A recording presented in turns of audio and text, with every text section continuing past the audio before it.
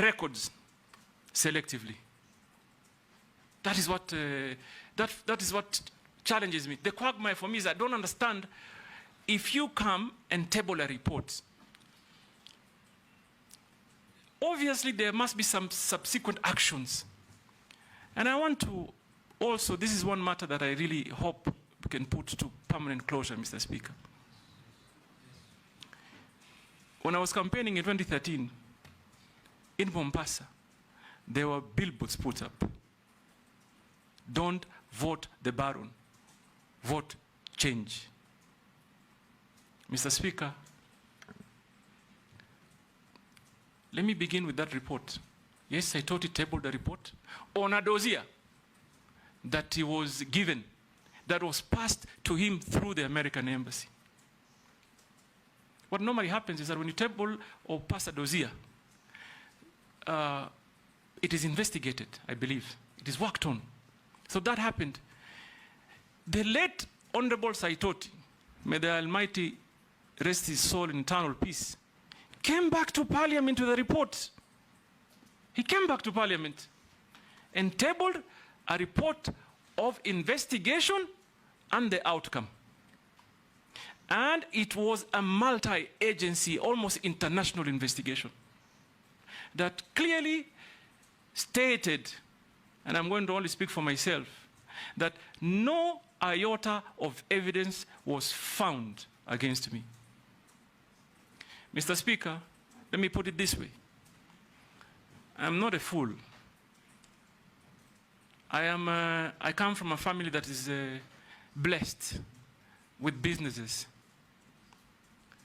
And I'm thankful to Almighty for what I have. So number one, that investigation was concluded.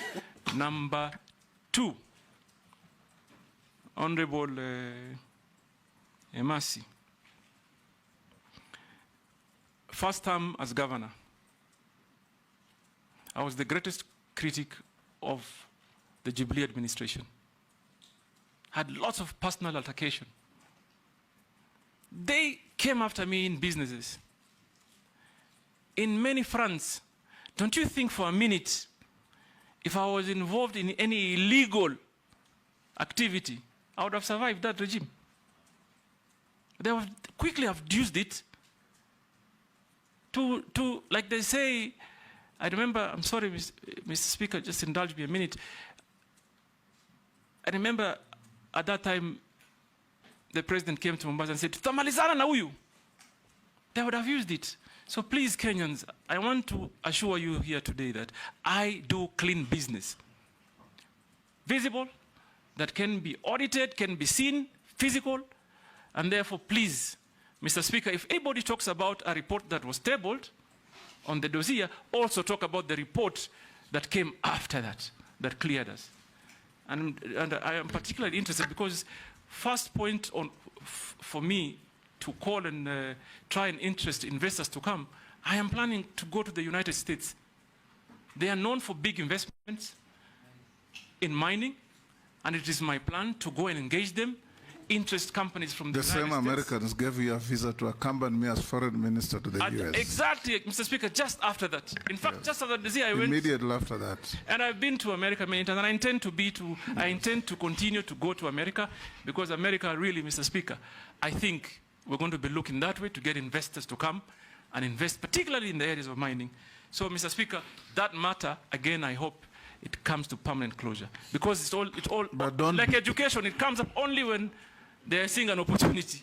But don't be pigeonholed to America. There are even bigger mining countries like Australia. No, in Canada, Australia. Yes. And even here, by the way, Mr. Speaker, I don't know whether you know, I've just found out, in fact, just yesterday, that Kenyans have invested heavily in mining in Tanzania. So even here, we have them. Are you talking about me? Daud Murugara, order nominee, no altercations with members. Daud Murugara, then Owen, in that order. Thank you, Mr. Speaker.